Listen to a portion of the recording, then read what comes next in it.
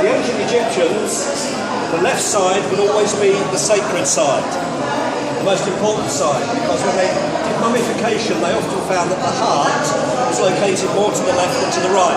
Not always true, I know, but that's the way they thought. So when you see men and gods walking, it's always with the left leg forward. You're putting your heart into it, you put your left foot forward, and armies still march that way to this day. Also, the left-hand side was so special that if you were a superior person to a man, you would have him on the left-hand side. So next to the heart, that shows she's in control. Now you have to forgive me for this, it often gets me into trouble. You've got to protect me, alright, chaps? It doesn't matter your ethnicity, it doesn't matter your country of origin. Invariably, women are shown in Egypt, white skin, men with brown skin. Reason, men are outdoors all day working hard under the hot sun so their skin goes brown. Ladies, you're indoors all day watching the television, putting your feet up, drinking rice wine, doing nothing else. So that is why. So, you're going to save me, aren't you? I'm going to get killed. She's a very famous queen. She's called Hetep Perez. So famous you've never heard of her. When you come with me to Cairo, next to the great treasures of Tutankhamun, we'll find her furniture. And what is of real interest is that the canopy that is there, that was placed over her when she was out under the hot sun, the way it is put together is the same way as the tabernacle in the wilderness. This shows that when the Hebrews lived in Egypt for 430 years, they picked up many of these skills, as logic would demand. We haven't talked about death for a while, have we? So here we go. When someone died in ancient Egypt, archaic Egypt, you had the choice of where you buried them. Some people wanted to bury them under their floors, although plumbers were upset when they came to alter your pipework and there's Granny smiling at them.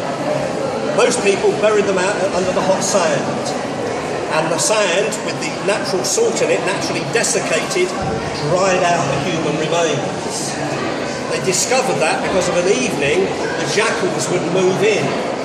And so when they came out and shooed the jackals away, they found that the human remains had been naturally mummified. That is how mummification started in Egypt. That is why the god of mummification is Anubis, the jackal-headed god. In this country, it is law, in England at least, for the majority of people when they die to be embalmed. And the embalmers that do it belong to the Royal Society, whose headquarters is here in London, in Anubis House. So it's still with us to this day. Not many people know that, but you do. So, people wanted to protect their loved ones, so they started building graves, more and more elaborate graves. If you had the money, you built something called a mastaba, which was a stone structure over the grave. There was a king called Zoser, and he had as his chief minister a man called Imhotep. For those of you who've seen the Mummy films, can we get this right, please? Imhotep was a proper man and one of the great men of history, and probably he was the one who founded medicine, not that Greek guy, but Imhotep. And Zoser said, I want a tomb unlike anybody else's. So he said, all right, I'll build you one.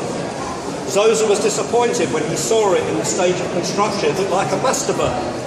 But he was told by Imhotep, wait, because he built another mastaba on top, slightly smaller, then another one, then another one. And it's become the earliest stone building on Earth to survive. A picture of it is just behind you there. It's known as the Step Pyramid of Saqqara. And that is how the pyramid shape began, certainly in Egypt and probably in the world. And there are now over 120 pyramids in Egypt. The majority of people know the three famous ones on the Giza Plateau. So when you come with me to Egypt, I will get you inside one of them, all right? I guarantee it. I may not get you out again, but that's the way it is. And the Great Pyramid is an enormous structure. You won't really pick it up from my picture, the Pyramid of Khufu, Cheops. You'll see here maybe, it's looking up, it's a huge wall of stone. You'll see those big stones there weigh 35 tons each. That's there, beautifully cut. There's 3.5 million blocks of limestone in it. When Napoleon Bonaparte's people were there in 1792, he asked his mathematicians and engineers how much stone is in that one pyramid, and they calculated there's enough stone in that pyramid to build a wall this tall, this wide, around the entire perimeter of France. France is a big country. You can also, in the plan area, you can get Westminster Abbey, St Paul's Cathedral, St Peter's in Rome, the great Cathedral of St John's in New York, the Cathedral of Florence, and another cathedral as well. It is absolutely staggering. It's always been a tomb. It never, ever was built by spacemen. Okay? It was a tomb because for the Egyptians, for 3 months of the year, the River Nile inundated.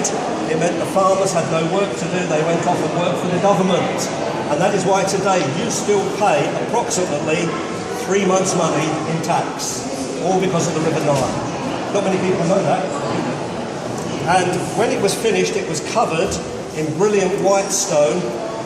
The Egyptians, a lot of it has gone missing. They've actually said, if you know of any, could you send it back and we'll try and put it in place. You can see the British Museum's response with this block here, because that's actually come from the Great Pyramid, as you'll see there. Now, in the centre of the room is the most famous resident of the British Museum. His name is Ginger, only because he's got ginger hair.